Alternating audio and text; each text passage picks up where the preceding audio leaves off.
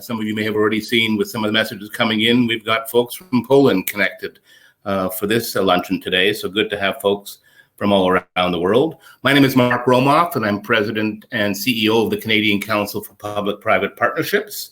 Thank you again for joining us for what promises to be really a very interesting session today. As I think you all know, the topic for discussion is going to be Ontario's ambitious transit plan, and who better to speak on this subject than the Minister responsible, Ontario's Minister of Transportation, the Honourable Carolyn Mulroney. And we're pleased that she has Phil Verster with her. Phil, of course, is the President and CEO of Metrolinx.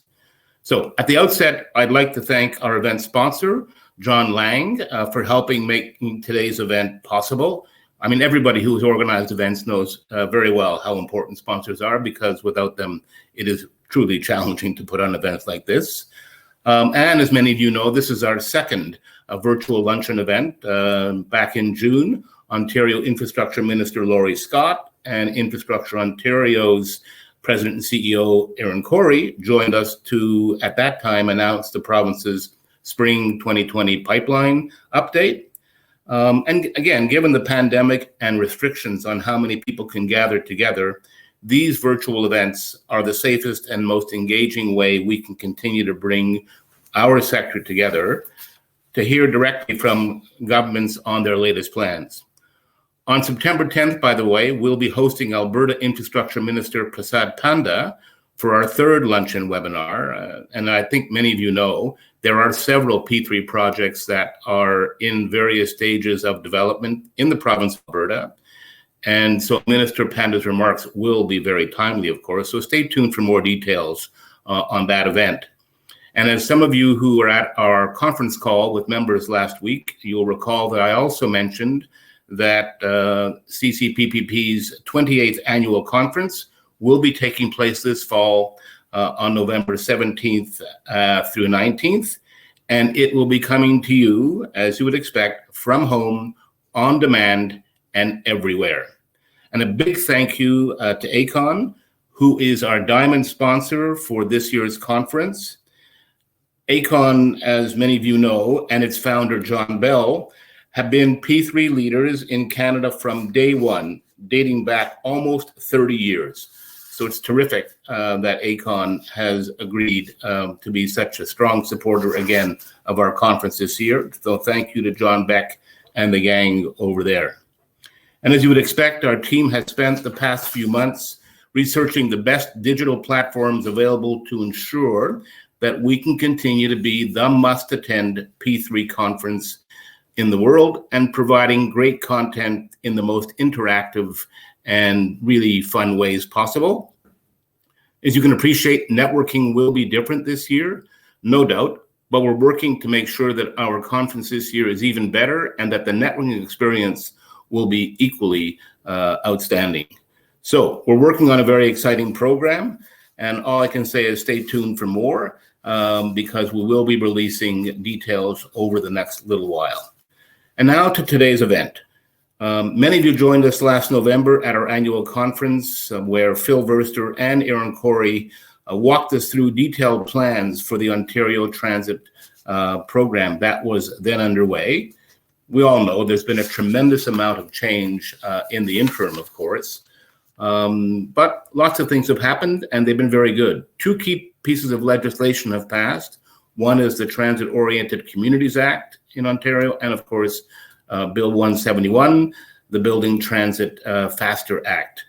In just a few minutes, Minister Mulroney will update us on the latest developments in the transit sector with these particular pieces of legislation.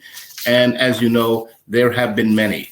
So it will be a very interesting conversation. And Minister, may I say how delighted the Council is to have you and Phil Verster with us today, and to have the opportunity to provide you with a forum to deliver what I think are really very important messages. So we're proud, again, to be a partner with the Government of Ontario and your ministry in particular. And I know it'll be an informative talk, and there'll be a chance for lots of questions from our audience. So the Minister will be speaking in a few minutes, and following her remarks, she, Phil, and I will sit down for a little bit of a chat. And following that, we'll open the floor up to questions from all of our participants. And I would strongly encourage you to give some thought to that along the way and feel free to ask those questions. Now, many of you are new to Crowdcast, so I'd like to just point out a few features available to you to take part in the conversation. On the right-hand side of your screen, you'll notice a comments section. You can share links and information with us and with each other. That's really relevant. And on the bottom of your screen, there is also an area where you can pose questions to the minister and to Phil. And there's also an ability to vote for questions you like, to push them up the queue to get them answered. Again, I really encourage everyone to give some thought to questions, because I know the minister and Phil are keenly interested in engaging with you. I'd also like to encourage you to join in the conversation on social media, so be sure to include our Twitter handle, which is @PPP Council. Now, I'd like to turn things over to Greg Kitcha. Greg is the investment director at John Lang, and once again, thanks to you, Greg, and to John Lang for kindly agreeing to sponsor today's luncheon. So the podium is now yours, sir. Thanks, Mark. Thanks very much for that introduction. It's wonderful to be with all of you for this important Ontario Transit Program update. It is my great and sincere pleasure to introduce the Honourable Caroline Mulroney, Ontario's Minister of Transportation and Francophone Affairs. Minister Mulroney was appointed to the transportation portfolio by Premier Ford back in June of 2019. And in this role, she focused her attentions on getting people where they want to go and when they need to get there. So this includes historic partnerships with the City of Toronto and York Region to support Ontario's $28.5 billion investment program in 4 new priority subway projects, overseeing an ambitious expansion to the GO Rail network and development of regional transportation plans across the province. As the Minister of Francophone Affairs, she also concluded an agreement with the federal government to finance Ontario's first university that will be governed by and for Francophones. Previously, she served as Ontario's Attorney General. Minister Mulroney was first elected as MPP for York Simcoe back in 2018, and before entering politics, she had a successful career in business and in law. As Mark mentioned, I'm here today representing John Lang. We're an international originator, active investor, and manager of infrastructure projects. We focus on major transport, social, and environmental infrastructure and P3 projects, such as the Denver Eagle Commuter Project in Colorado, which was the first transit P3 project to be procured in the United States, and more recently, the Huron-Ontario LRT project, which John Lang successfully closed with our consortium partners in October of last year, and which is the most recent transit project to have been successfully procured by Metrolinx and Infrastructure Ontario. Almost a year ago, as Mark mentioned, John Lang was a sponsor of a similar discussion on Ontario's transit plans at the annual C2P3 conference, where Phil Verster from Metrolinx and Aaron Corey of Infrastructure Ontario spoke to us. The venue was standing room only for that talk, and I think it's fair to say that awareness and interest in Ontario's ambitious transit program has only grown since then. John Lang is supporting today's event because we are a global advocate for investment in smart transit initiatives, including those procured through the P3 model. We understand that government's commitment to investing in transit contributes towards driving our economy through construction and its adjacent sectors. And importantly, it also drives us forward towards more sustainable approach to urban development, providing more efficient and convenient means of transportation and commuting, and offering a safer and more equitable and accessible mode of transport for everyone to enjoy. I'm very excited today to hear Minister Mulroney's update on the government's 4 priority subway projects, as well as its proposal to enable partnerships to deliver transit-oriented communities of priority subway stations. So now I would like to welcome Minister Mulroney to join us. Well, thank you, Greg, very much for that very kind introduction. Good afternoon, everyone. I'd like to thank Mark Romoff and his team at the Canadian Council for Public-Private Partnerships for providing a chance to have a collaborative conversation between all levels of government, Indigenous communities, and the private sector. Together, we will create smart, innovative, and sustainable approaches to develop and maintain our public infrastructure, providing Canadians with the best outcomes possible. This is an excellent opportunity to talk about our government's Made in Ontario plan for growth, renewal, and recovery. As we walk along the path to recovery from COVID-19, our plan will help ensure the province's prosperous future. From individuals to families and businesses, we've all felt the impact on our lives and on our livelihoods. And thanks to the collective efforts of all Ontarians, we see some progress in our fight against COVID-19.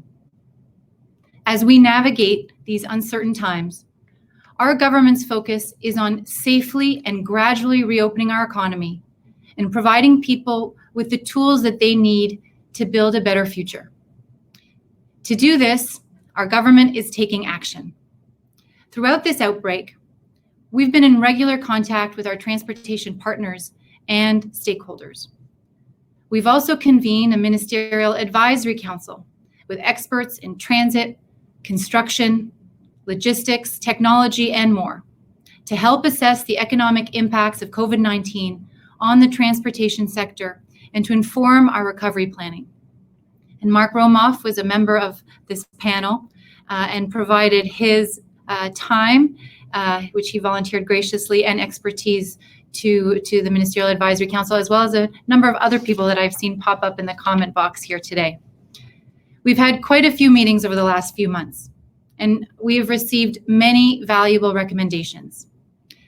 Some of the themes that we've heard are the need for increased partnerships and collaboration between government and our transportation and construction partners, including the private sector, and a need to better adopt new technologies that can help us achieve our goals.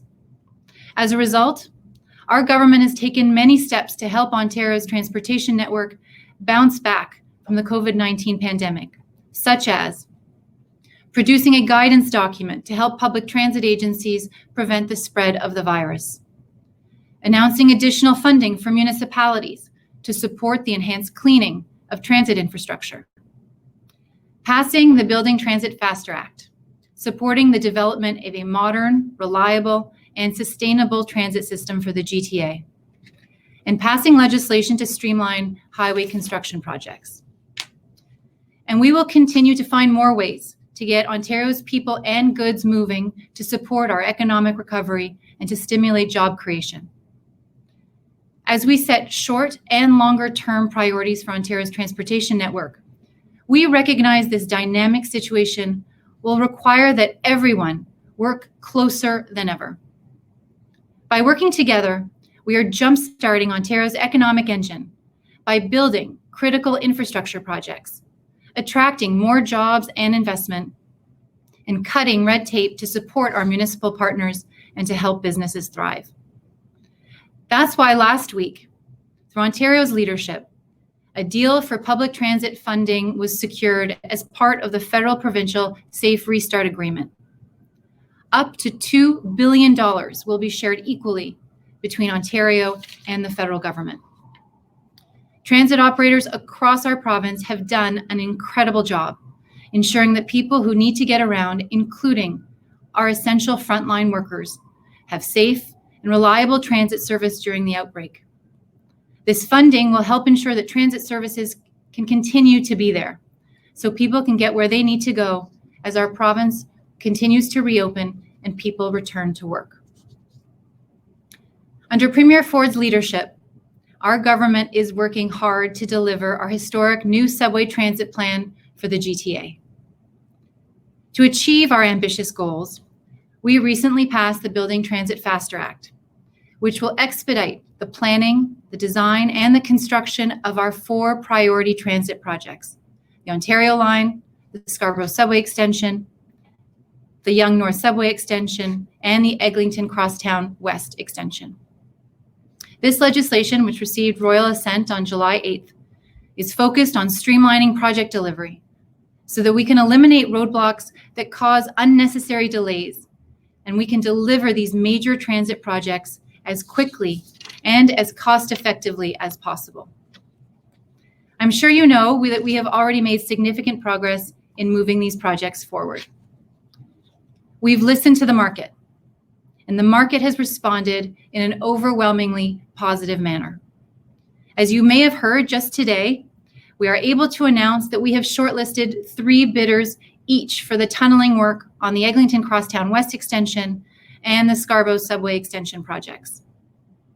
This announcement is great news, as there is a strong mix of Canadian and international bidders. And the shortlist of 3 teams for each project will ensure strong and competitive bids. These teams will be invited to respond to a request for proposals later this summer to begin preparing these proposals that detail how they will deliver the project. Upon evaluation of the proposals received, Infrastructure Ontario and Metrolinx expect to award these tunneling contracts in mid-2021. It has been wonderful to see the market's response, and we are all excited to move forward with these projects quickly. But our plan isn't just about building transit faster, it's about building transit better. We also passed the COVID-19 Economic Recovery Act, containing the measures that make up our new Transit-Oriented Communities program. As part of our approach to build complete mixed-use communities that reduce our dependence on cars, transit-oriented communities will provide more housing options for people, including affordable housing that are connected next to or within a short walk of transit stations and stops. While increasing ridership and reducing congestion, these developments also create thousands of jobs for the people of Ontario and will stimulate economic growth. All of this while saving taxpayers money by helping offset the cost of transit station construction. Instead of building stations in isolation, we will build vibrant transit-oriented communities that bring transit, amenities, jobs, and destinations right to your doorstep. And thanks to our collaboration first approach, we now have a clear path forward.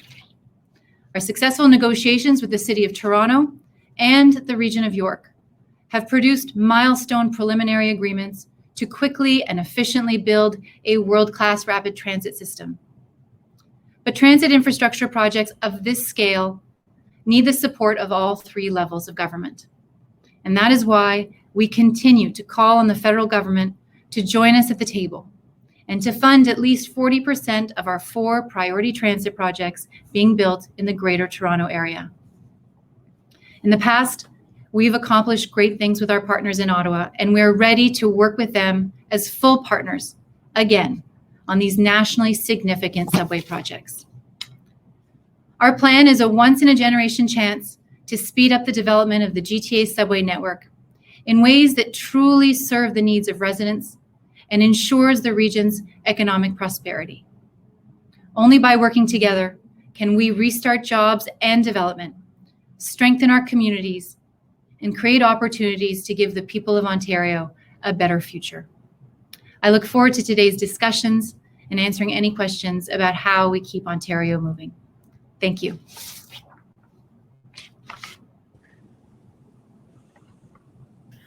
I think we're all going to, here we are, we're all together again.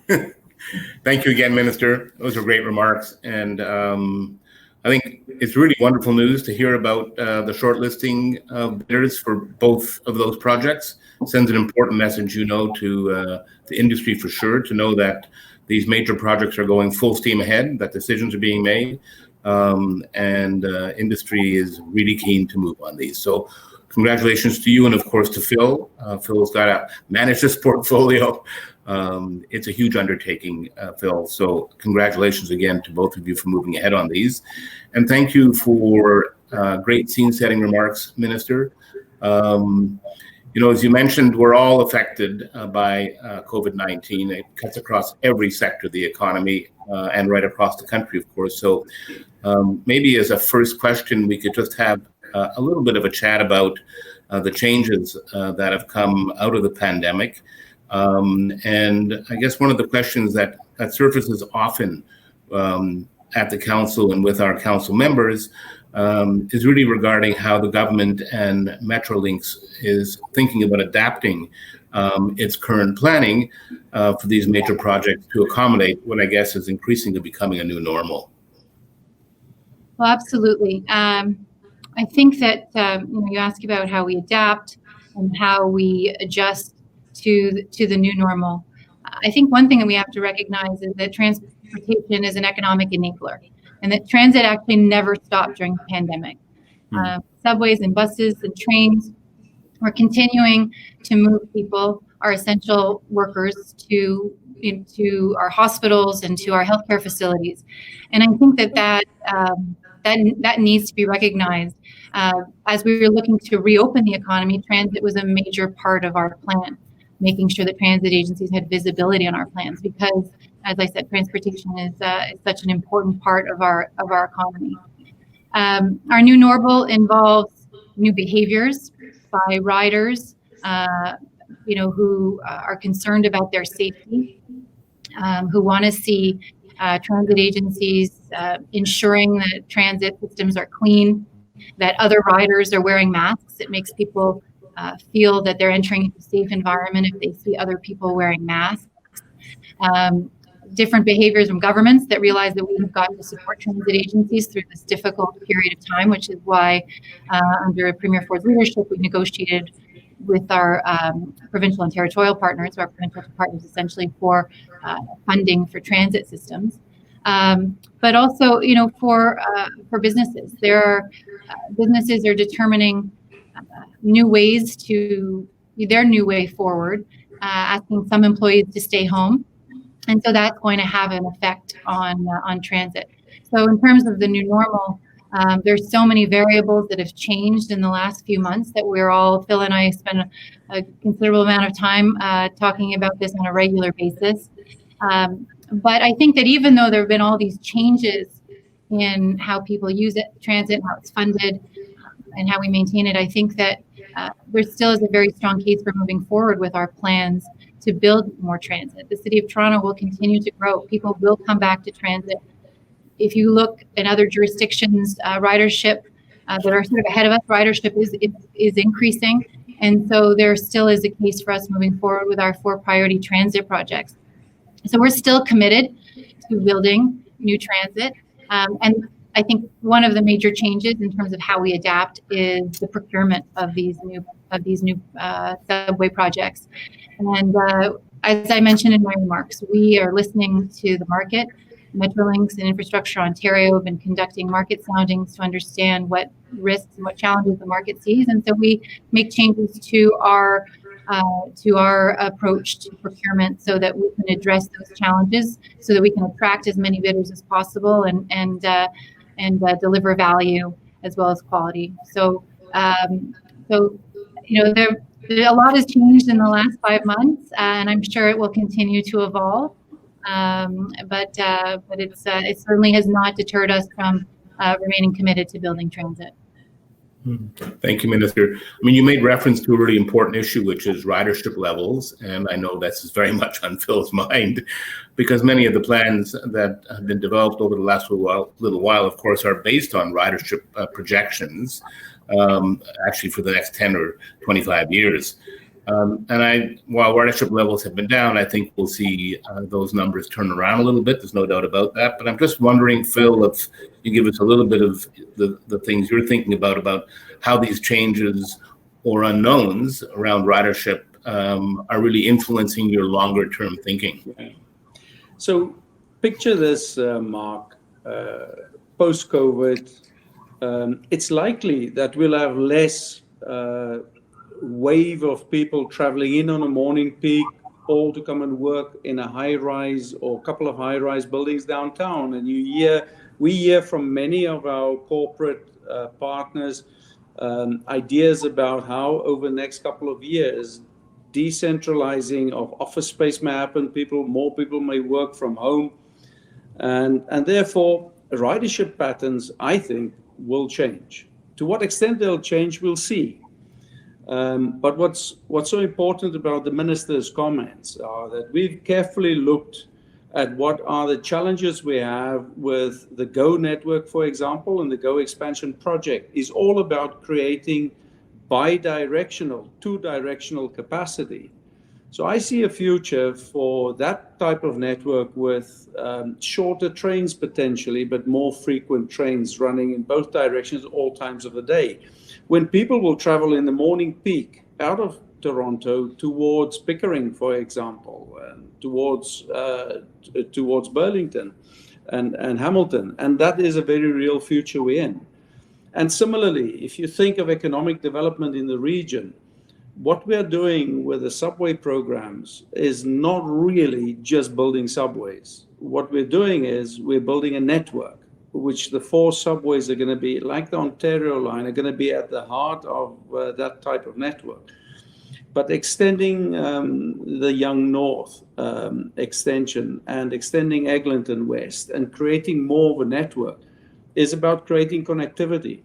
And everywhere we look, we see that social beings are what us human beings are. And there's a very interesting article in Wall Street Journal last week about how after time the efficiency and effectiveness from working from home is affected. And so I think as social beings, we'll always travel, we'll always get from point to point. There's a valuable interaction face to face, and that's what we are setting the economy of Toronto and the GTA up for. It's a challenge, right? Because there's just so many unknowns. But at You're some right. point, yeah. But you have to continue to move ahead and do it smartly. And I think you guys, in that sense, are on the right track. I can see, Mark, I can see an Ontario line train with a different layout to the classic subway trains, for example, should we require that closer to the time. And to have more sort of seating arrangement in airline style and separation as we've done on GO trains.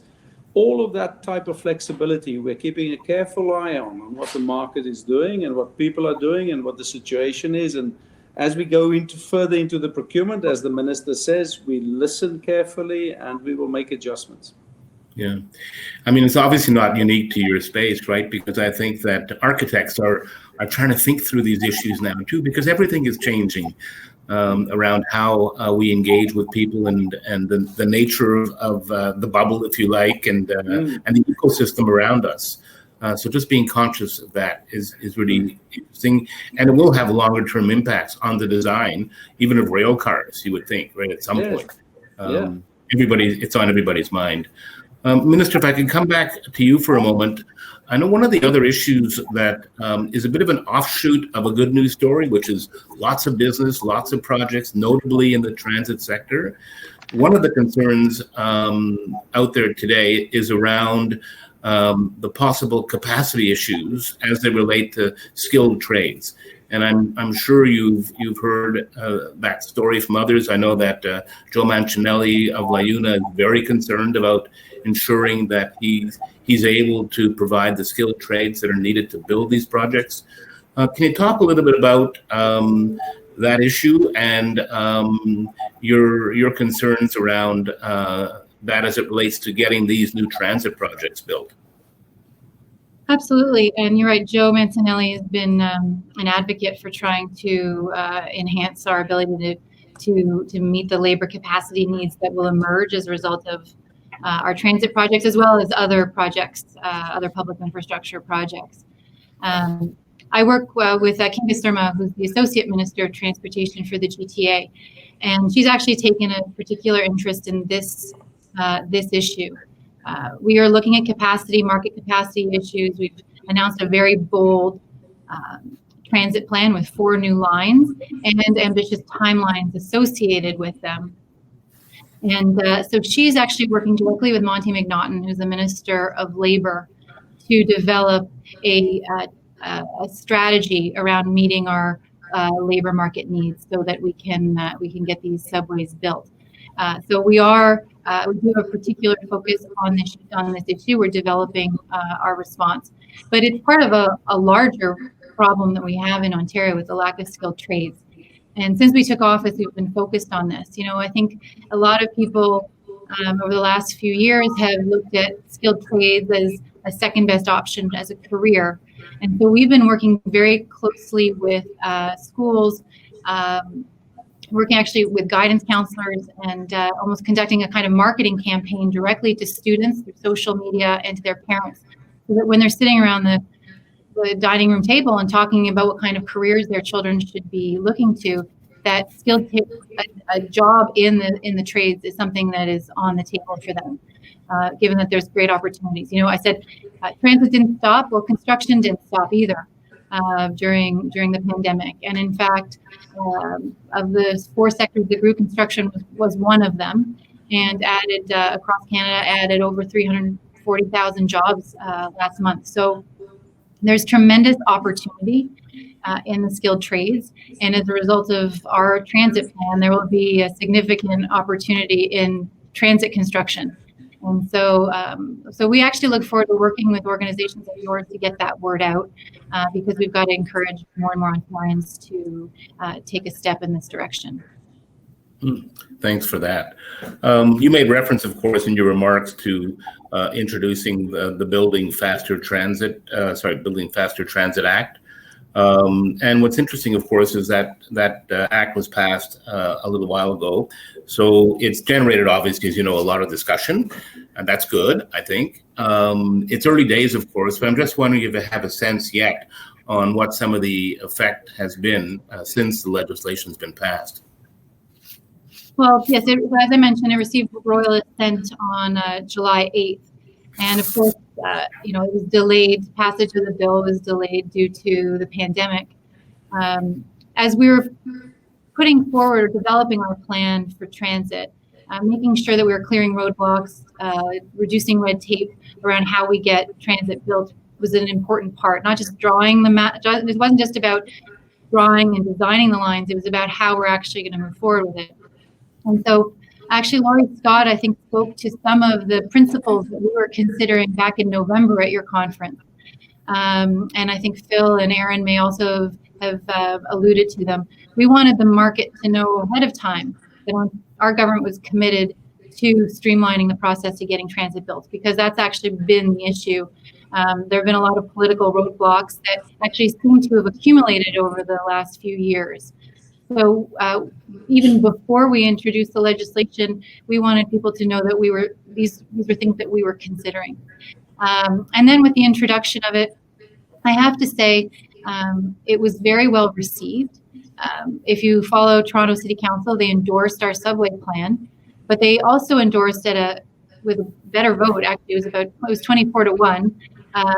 For our plans, the motion was to work with the province to find ways to accelerate the delivery of transit. I think that in itself is a recognition of how difficult it's been in the past and how important the Building Transit Faster Act was going to be to the success of our plans, to getting anything done moving forward. So even before the legislation passed, I think that a transparent commitment to the fact that these were things that we were going to do was important for the market, and was well received. Since we started talking about it, since the legislation was introduced, you'll know, Mark, because you sat on my ministerial advisory committee, we talked about the importance of getting it passed, and also finding ways to extend some of these authorities to other projects, which we did in the highway construction process. So just recently. So I think some of the members here today, some of the participants will be able to speak to some of the things they may be hearing on the ground. But from where I've been sitting, it's been well received, and people are eager to get working on it with these new streamlined processes. I think, Mark, just to support the minister's sort of recap of the timeline. This act, Bill 171, was largely a product from what IO and Metrolinx heard from the market over many months of consultation. What was important, as the minister indicates, was to signal to the market that there are tools being put into legislation that will help Metrolinx in its management of those risks.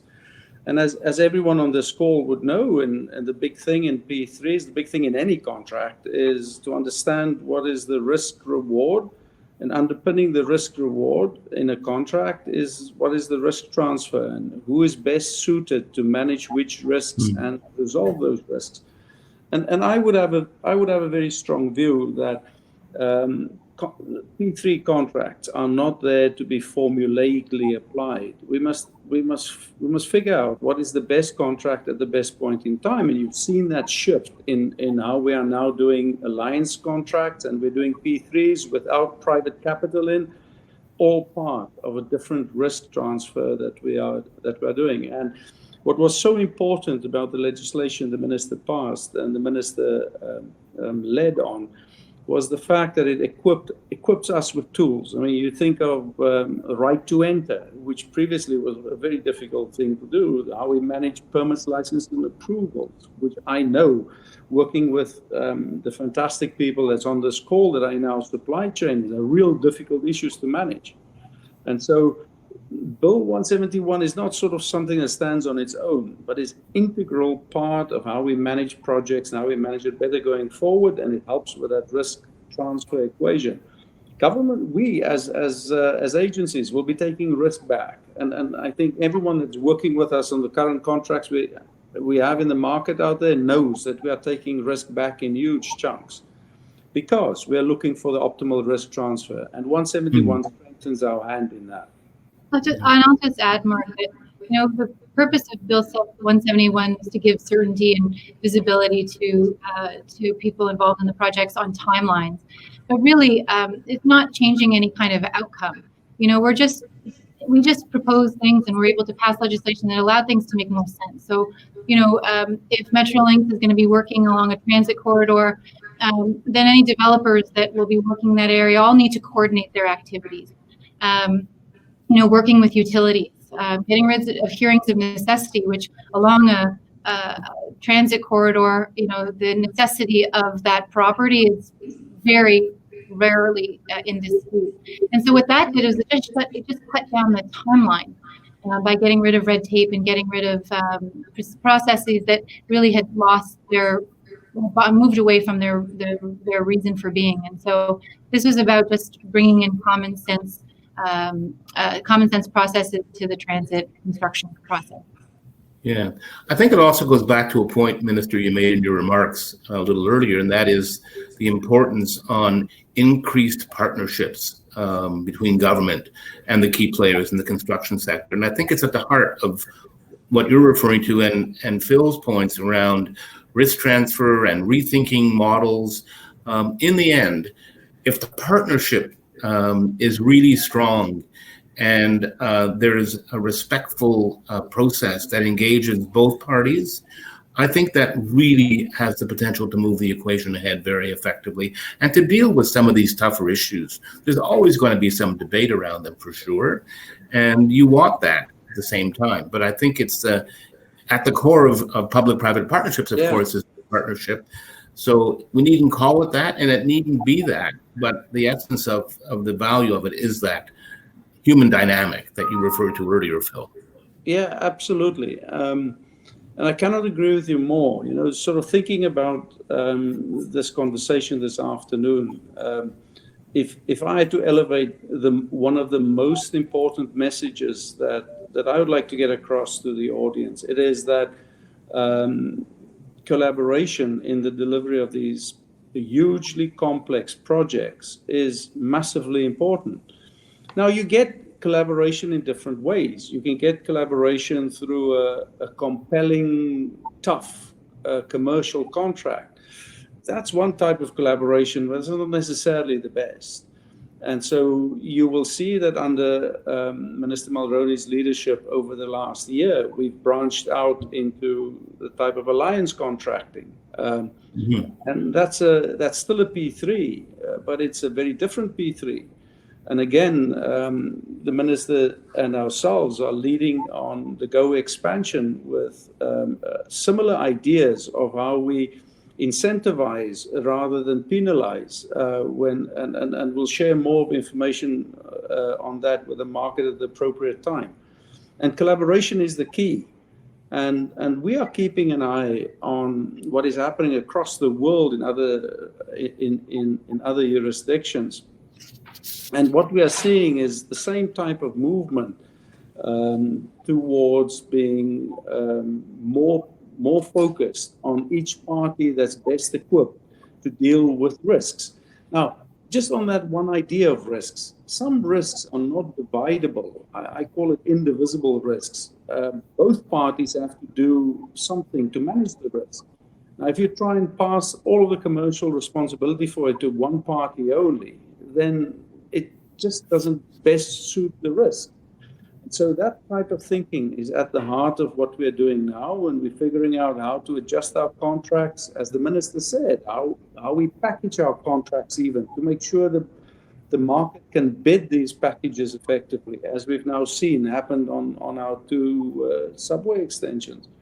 So this is the shape of things to come, and we need to think about collaboration and customization of every contract we're doing. Yeah, it's absolutely the new world in that sense. Minister, if I could, maybe one more question. I mean, we've heard the common phrase, getting Ontario back on track. I mean, that's very much part of the government's plan to restart the economy. And I think hopefully that means that a lot of transit projects are still coming up. With the injection of capital into the infrastructure sphere, do you think that projects like Hamilton LRT will be reconsidered? Well, in terms of an injection of capital, we've always stood by our $1 billion in capital commitment to the city of Hamilton to build transit infrastructure. So that has never changed. We struck a task force to study transit options in the city of Hamilton, and they came back with 3: LRT, BRT, and GO, which Phil is very, very familiar with all 3 of these. And the task force actually recommended further review. So currently, Metrolinx and Infrastructure Ontario are conducting a technical review of all 3 options. And when they conduct that review, when they conclude the review, then we'll be able to move forward. But we certainly are going to be moving forward with some kind of new transit infrastructure in Hamilton. We just want to make sure that we get it right and that taxpayers see value for their investment. But we know how important it is to the city of Hamilton. Yeah, well, thanks for that. I appreciate that. The one other question I was going to ask you is that I'm sure you hear this all the time too with these major projects. When will they be done? When will it be open? I live a block away from the Eglinton Crosstown, and I think about that a little bit myself every once in a while. So I'm just wondering, Minister, again, given the reality of the current pandemic, do you think that that's going to have a bit of a setback impact on some of these projects? I think, I was appointed minister last June, and I think the number one question I've gotten from people who live in the GTA is, when will the Eglinton Crosstown be finished? The first question I get is, when is there anything you can do to speed up the G2 license process? But I have a child who's going to be 16 soon, so that's part of, I guess, my reality. But no, frustrations with the delivery of transit are a major issue for people. It really affects their quality of life if you live around a transit project, which is also why it's important to streamline the delivery, because the purpose of building transit is to enhance people's quality of life, to provide more connections, more employment opportunities. But we are aware that the construction itself can be very problematic for families, for people, and for businesses. And Metrolinx has been working hard to try to mitigate some of those issues along Eglinton Crosstown. But I can say, with respect to our other projects, even though we've been consumed with, or at least especially early on, with managing our response to the pandemic, and Phil right away swung into action and had a lot of responses to questions I never thought I'd ask, and knew how to run the train schedule to account for physical distancing, and had the cleaning products in place and all those protocols that were required. Even though we were dealing with the pandemic, we actually never stopped working on moving our priority projects forward. We announced, I think it was a week or 2 weeks before we shut down the economy and I declared the state of emergency. So you can correct me on the date. I think it would have been a week before. Yeah. Mid-March, about that we were going to market for the RFQs, which we just announced today. So we never stopped working on those projects, and that just speaks to the dedication of the team at Metrolinx and IO, who are committed to getting it built. We all agree that these are essential to Ontario's economy. So in terms of when we get it done, we we have our commitment has not wavered, and we got the Building Transit Act, Faster Act through. It has royal assent. We're moving forward with important measures that will help streamline the delivery. So I don't have a specific answer on when, but it'll be soon. We will not deter from trying to meet our ambitious timelines. Yeah, I think Mark, there's just again very supportive of what the minister is saying. We've done a couple of really cool things as well during the COVID period. We've stopped trains on the Barrie line to expedite the work on the Davenport Diamond grade separation. We have adjusted our procurement model on the Ontario line by putting it into different packages so that we can get the market to be very responsive. And despite COVID, we've seen the market respond well to bids about what is going to be bid. But you know what? In the end, your completion time depends on a couple of factors. To what extent you make it biddable for the market is really crucial. And then to what extent the market feel that the complexities and the technical challenge can be delivered and they can bring innovation to those packages. In the end, what the market bid us as a completion date is the date that we have to work with. And that's inherent in every project. And just coming back to Eglinton. On Eglinton, we've got 4 of the best companies in Canada working really hard on a project that is going to be transformative for Toronto. And yes, there are challenges on the completion date, but in terms of the scope of how long and the schedule impact is not really a long schedule impact. And there's no way I can say I feel great about the fact that the date is not going to be September.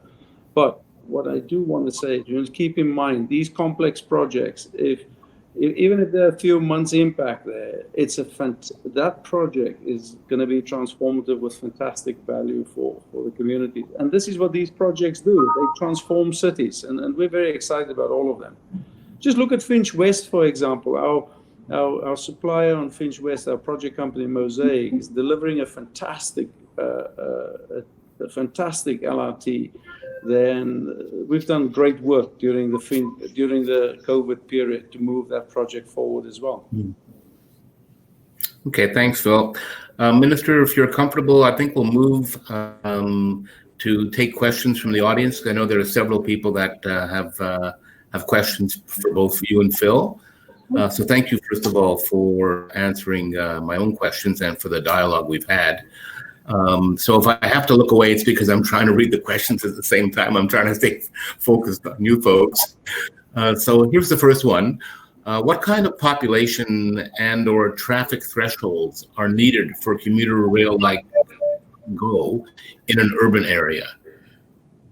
So when you think of how we approach expansion of the GO network and or adding stations to the GO network, we run a very rigorous business case methodology, which we've refined over the last 2.5 years. So the question is really important. The question is about how many people, how many new riders do we expect from a particular station? And that flows towards as well as flows from a station. And working closely with communities across the GO network, we have brought transit-oriented communities and developments of new stations by developers to quite a number of places, and we've got several of those stations being built now in letters of intent and letters of intent stage. But on top of that, our expansion of our GO services is built on the principle that the higher the frequency of services we run, the more attractive an alternative transit become to using your car. And so the part of that question, which is sort of a little bit difficult to answer without looking at the network specifically, is we're expanding frequency based on the number of communities that we serve on any of our lines. And that really drives the business case based on the ridership that those services deliver. Thank you for that. Here's another question. As we continue to look at rebuilding social trust in transit in a post-pandemic environment, what are your thoughts on implementing alternative automated transit networks, on-demand service through smaller automated rolling stock? This might be a better question for you, Phil. Yeah. So we're quite excited about, and it's rather than automated rolling stock, just automated vehicles as a starter for 10. There's a lot of work happening in transit agencies across the world on what's called microtransit.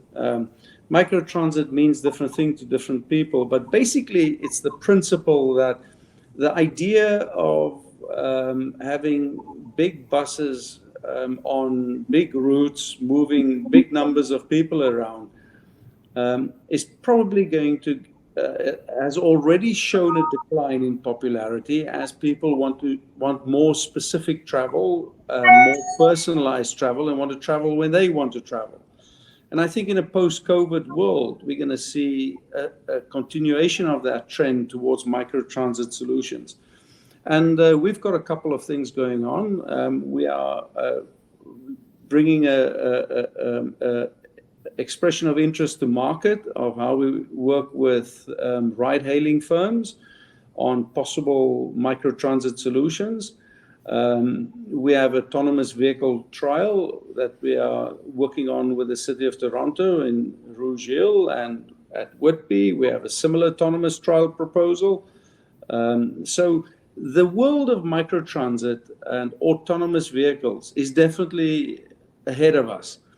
And when I look at where the GTA is, then I'm still taking a step back and say microtransit is sort of at level 3 of the network solution we're after. Level 1 and level 2. Level 1 is sort of the heavy rail solution, which is regional, and we're busy fixing that, as the minister has indicated. Level 2 is a network solution at subway LRT level, and then supporting a subway LRT and regional rail is microtransit and autonomous vehicles. So it's definitely in our future, it's in our plans. It's not yet well demonstrated yet, and the current biggest economic blockage for microtransit is the cost of the driver of a vehicle. Mm. And I'll just add that as we talk about people creating complete communities and people moving to live around transit, solving that first mile, last mile issue is a big issue, and Metrolinx is focused on it, as well as transit agencies across the province. And technology is a big part of the solutions that people and transit agencies and municipalities are considering. But I think that, as Phil said, the technology is ahead of where we are really in developing these solutions. But it seems that one of the ways to start looking at what could be right, or at least assessing the options that are available, is through pilot projects. And there are different pilots that Metrolinx is partnering with municipalities on, and there are other ones. Niagara Region has sort of a larger bus that's like an Uber on demand for a larger group of people, and Niagara Region is supporting that pilot project. So I think there are a lot of exciting projects that are being tested. It's about finding the right one that you can then use on a larger scale for agencies like Metrolinx. Technology is certainly part of how we're planning to address some of the problems that we have today. Thanks, Minister. Here's a question that's been upvoted by many people, so it's obviously on people's minds. I'm not sure it falls directly in your portfolio, but there is a transit angle to it.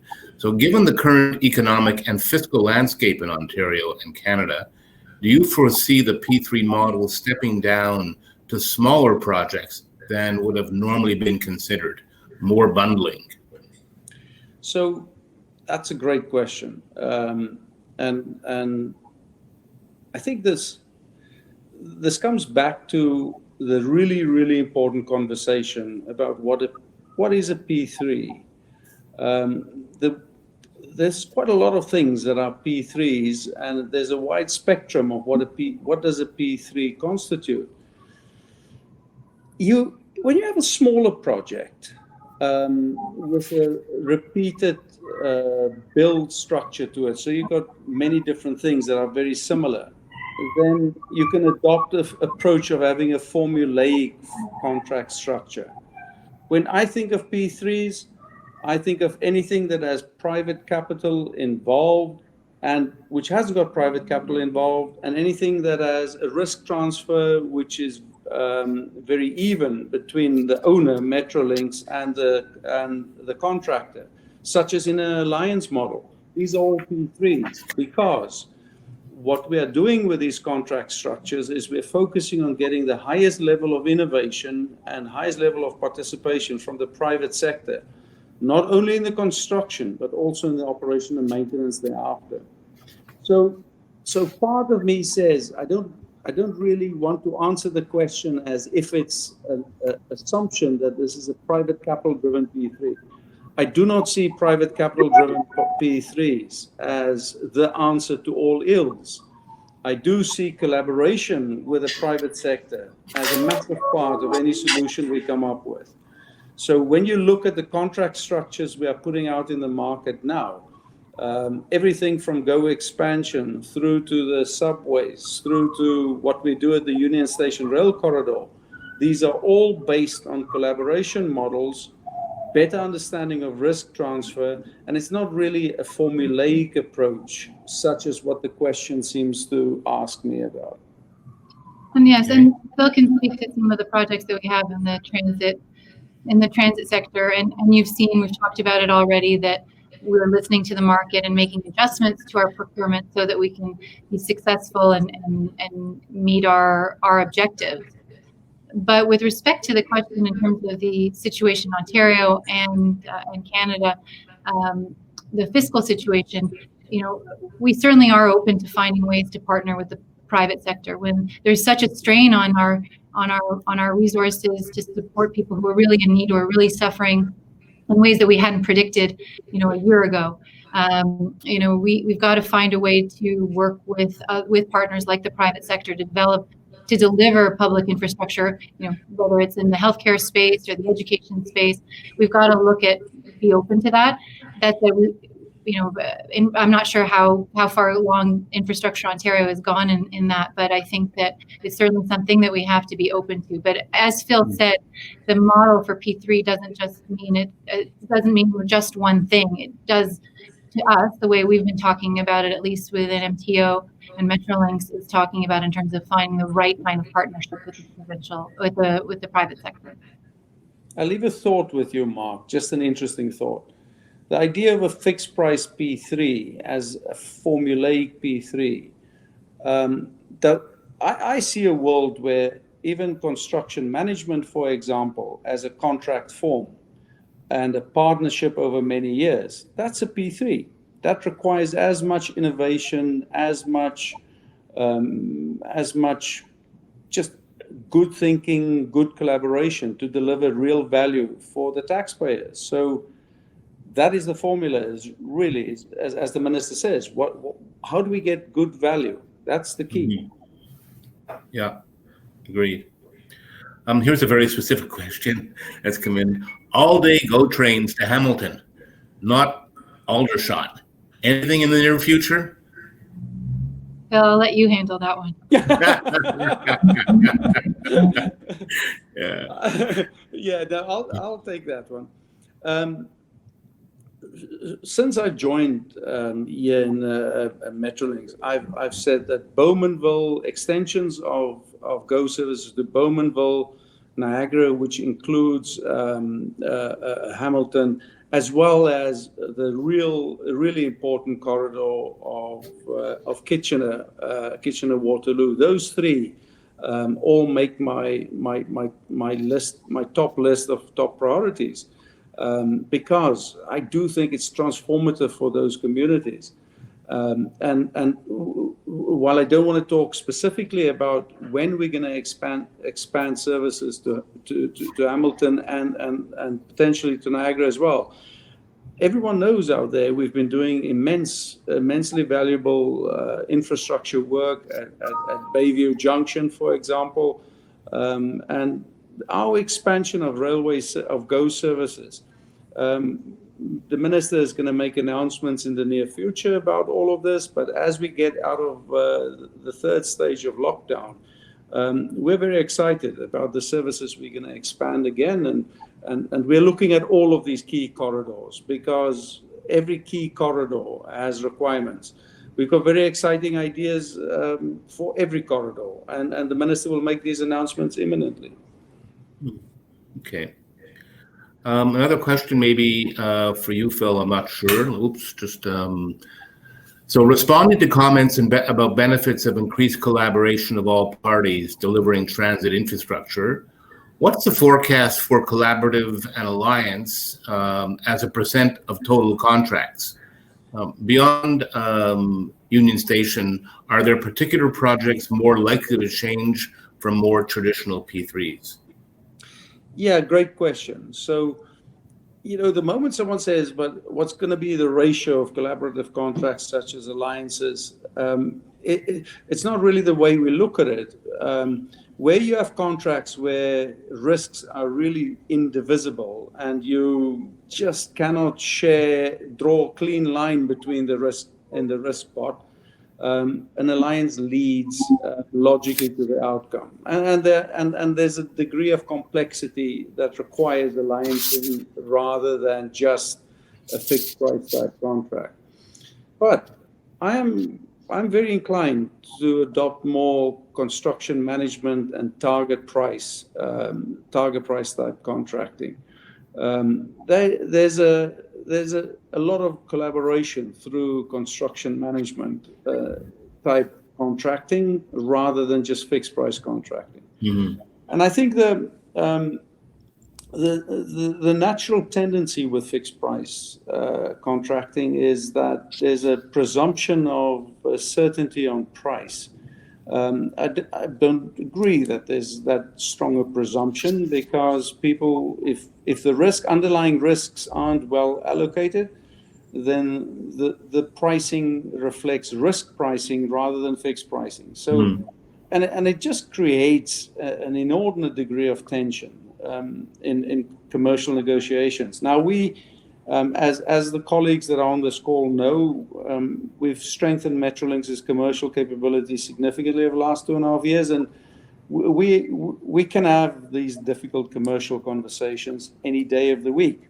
But it's much better to avoid commercial conflicts, much better to solve problems collaboratively together and work through a delivery schedule, because we've got 10 years and $60 billion of contracts to deliver. And you don't deliver that with adversarial fixed price contracts. You need to deliver that with collaborative techniques, which still secures good value for the taxpayer. And that remains our bottom line. And we'll keep on focusing on that.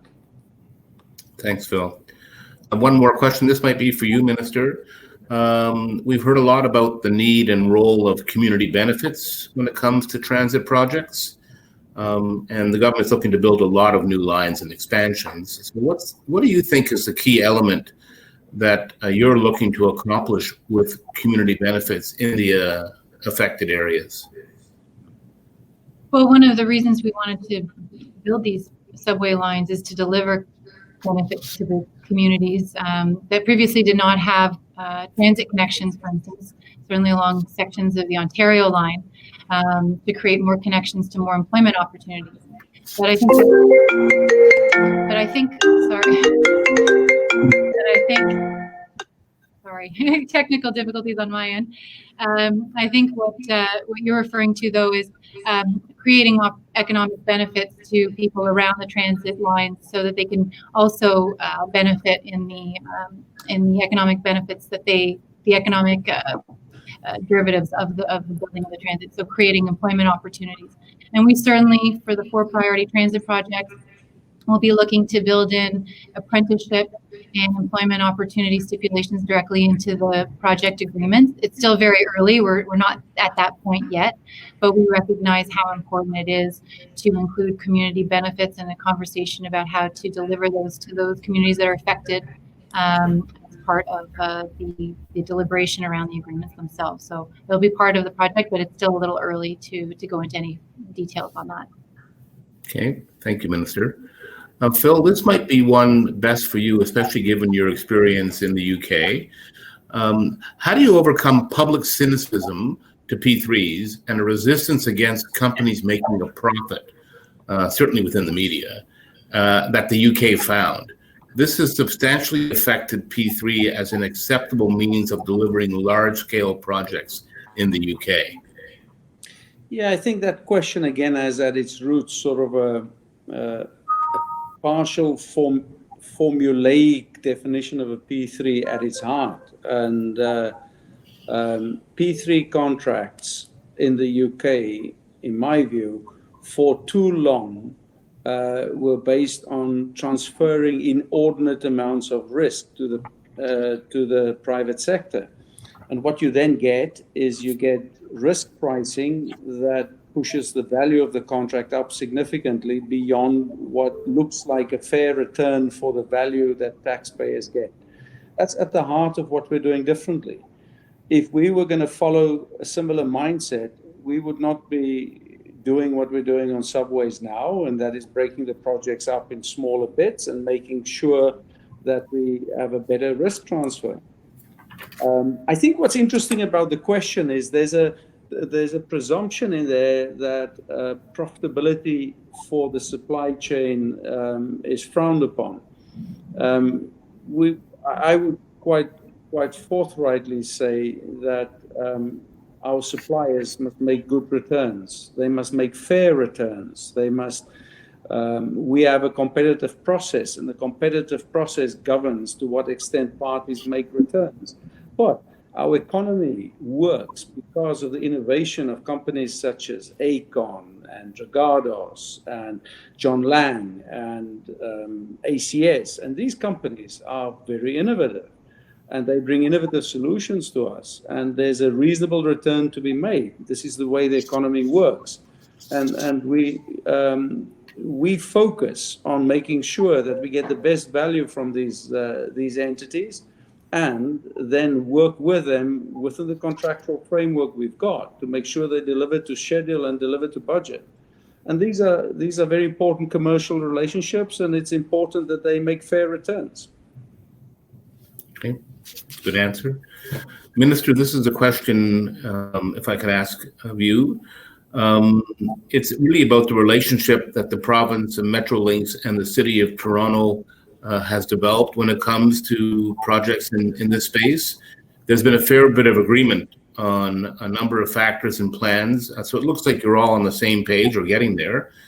So this is more a question of maybe lessons learned for others. What did it take to accomplish that level of agreement, and how do you keep that partnership going?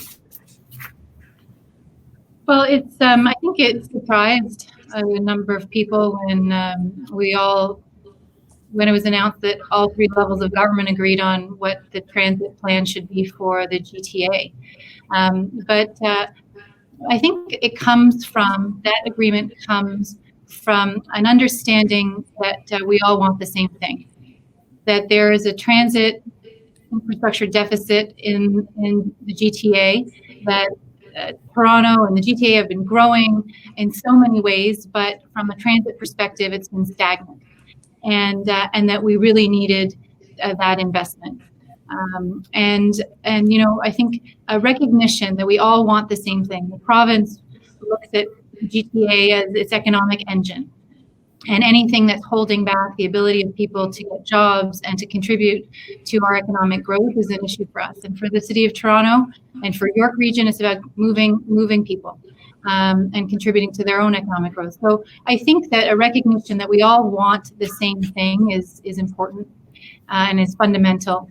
And then also a commitment to work together, to hear each other out on where the other people are coming from, so that we can find a way for us all to achieve our goals. It's not the City of Toronto City Council endorsed our priority projects. York Region did, but City of Toronto did 22-3. And as I mentioned, they endorsed our plans to accelerate the delivery 24-1. And, that level of support was historic, and we celebrated it. We were very excited about it, but we know that that was a point in time, and we have to continue to work together and maintain that transparent and collaborative approach, because we're partners through this, and it's going to take us years to deliver on these projects. And so it's a mutual respect and a commitment to transparency. And so, Michael Lindsay, who I think is on the call, works closely with Phil and Aaron Corey, and has a great relationship with the City of Toronto, for instance, and York Region. And so we're constantly working with them. It's not just ahead of an announcement that we let them know it's coming. We want to work with them to understand what their challenges would be with the plans that we're proposing, or some of the issues that we're facing. And so it's through constant dialogue. But the city, these are projects that impact the city, the region, the province, but also the federal government also has recognized the importance, because they're national projects. And so we need them to come to the table as well. And we've been as transparent as we can be. There's a lot of information that's constantly flowing, but it was certainly exciting to reach that level of agreement, and we're continuing to work to maintain that kind of collaboration and dialogue. It's great.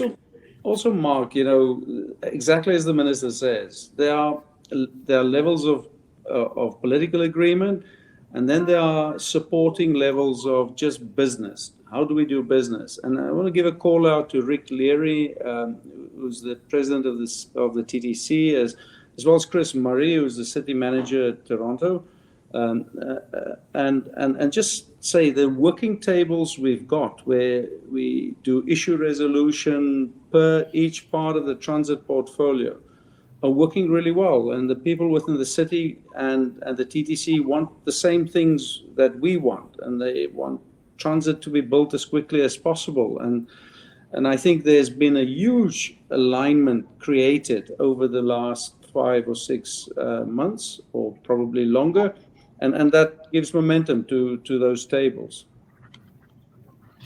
Okay. One final question, if I could, for you, Minister. You and, of course, the Ontario government have spoken a fair bit about transit-oriented development and the significant impact it's expected to play in the transit program. Could you give us a few examples, maybe, of the program moving forward and what industry can expect to see from that? Absolutely. So we refer to it as transit-oriented communities, because the purpose is to build complete communities. And my colleague, Associate Minister Surma, has actually been the one within our government who's been developing the program. And the purpose, and I'm sure everyone here in your audience is briefed on transit-oriented communities. We see it happen elsewhere, but this is the first sort of truly developed program, and we've been able to legislate portions of our program just recently. But it's about creating an alignment between transit and commercial spaces, and really creating a vibrant community. It's smart planning, and I know it has been welcomed by planners across the province. We've started already doing transit-oriented development with our GO program at Mimico and at Woodbine, where the developer will get the right to build on top of the station, but then will pay for the station costs, and as well as underground parking and some other benefits that the province identifies along with its municipal partners as priorities for that particular location. It's really important that we look at it station by station, because we want to get the mix. Each community is different, and we want to be able to respond to the needs of each community around the stations. So it responds to needs that we know exist, but it also saves taxpayer dollars in the process, which is something that we've been focused on since we were elected. I don't know, Phil, if you want to speak a little bit more in more detail about Woodbine or Mimico, but those are the first attempts that we've made at it, and we look forward to then doing this along our 4 priority transit projects. Yeah, and I think what's exciting, Mark, that trajectory that we have on transit-oriented communities and these developments at stations, the ones the minister refers to are the ones that are in the public domain, where we've signed full agreements on next steps.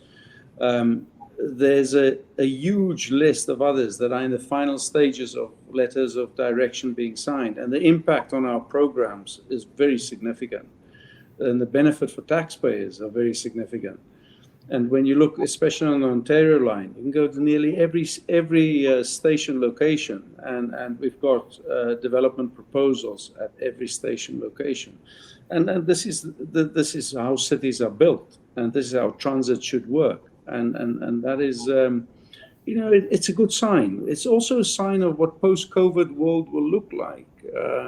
People are going to live closer to transit. People need transit to be networked through their communities, and this is the type of world we're in. Thanks. I think we're just about out of time, so I'm wondering whether maybe Minister or Phil might have a couple of closing comments you'd like to make. Otherwise, I can make closing comments. I'll just thank you, Mark, and to CCPPP for hosting us today and giving us a chance to talk about a lot of the exciting things that we've been working on and addressing, sort of giving an insight into some of how we're addressing some of the challenges that we've been facing on some of our programs at the beginning, but it certainly as a result of COVID-19. So it's been a great opportunity to hear some of the questions, and thanks for the invitation. Yes, thank you very much, Mark. Much appreciated. Okay. Well, I really appreciate the amount of time you've spent with us. Quite frankly, we're coming up to 2 o'clock. It's pretty good to get that much time. I will just say a couple of things. One, Minister, again, thank you for inviting me to serve on the Advisory Council. It was really a wonderful group, and I thought an inspired choice of Janet Eckert as the chair of that group. He's really a wonderful individual and managed to keep a lid on several horses that were out of the barn all at the same time. She did a great job. I know she's probably listening to this call today too. But the other thing I want to say, and this always appears like a little gratuitous, but what I noticed today is a really wonderful dynamic between the minister and her senior executive responsible for delivering on the transit program. That's really critical, and it makes such a huge difference, and it's obvious, right? So you may go back now and argue all you want if you'd like, but you present well together. And we're going to chair the board later, so who knows how it's going to go, Phil. Mark, I know my place. But I think that's probably going to be a shared view. So thank you very much for your time. Thank you for the hard work, Minister, that you're undertaking right now, particularly with the Advisory Council. I know that Minister Phillips is very pleased with the work that the Council did. I don't want to make that self-serving, but the reality is that, as you know, he's very, he has a high priority around the transportation file. And I think the work that the Council has done will make a difference when it comes to the very tough decisions around the recovery plan and the next budget that Ontario's got to deliver. So once again, thank you both for your time. Have a wonderful rest of the summer. And I know we'll have more than enough opportunity to reconvene again with both of you, I hope, early in the fall. So thank you again for your time. Okay. Thank you very much. Thank you. And everyone else, thank you all for joining in today. I really do appreciate it. We had a very good turnout and a great series of questions. Again, I thank the Minister and Phil for not shying away from any of them. That too is really important. And I hope you found this past hour and a half to be helpful, interesting, informative, and that you'll really keep a careful eye on the transit sector, because there's still much more to happen here in Ontario. So thank you all again for participating. Have a wonderful rest of the day, and we'll be back in touch in the very near future with other activities that the Council is involved in. Thank you all very much. Thanks again, Minister and Phil.